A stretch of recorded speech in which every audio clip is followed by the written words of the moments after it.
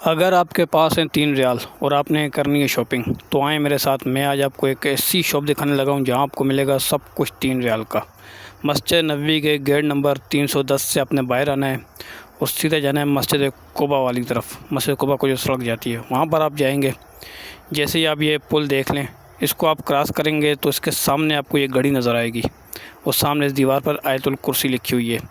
इस आयतुल कुर्सी वाली दीवार के राइट साइड पे हमने जाना है। ये देखें ये सड़क, और तब तक आपने चलना है जब तक आप थक ना जाएं। सॉरी मजाक कर रहा हूँ, आप जल्दी थक जाएंगे, ज़्यादा लंबा रास्ता है। यहाँ से हम आगे चलेंगे। ये आप देखें मैं सेंटर में मौजूद हूँ। ये सारी शॉप सब देख लें और यहाँ आप ऊपर देखें लाइटें लगी हुई हैं। बस यहाँ से थोड़ा सा आपने आगे आना है तो आपकी लेफ़्ट हैंड पे ये शॉप आपको नज़र आएगी। ये देखें यहाँ सब कुछ 3-3 रियाल का आपको मिल रहा है। मैं अभी आपको इस शॉप का नाम भी दिखा देता हूँ। ये है शिरका बलाश। यहाँ आपको मिलेगा सब कुछ 3-3 रियाल का।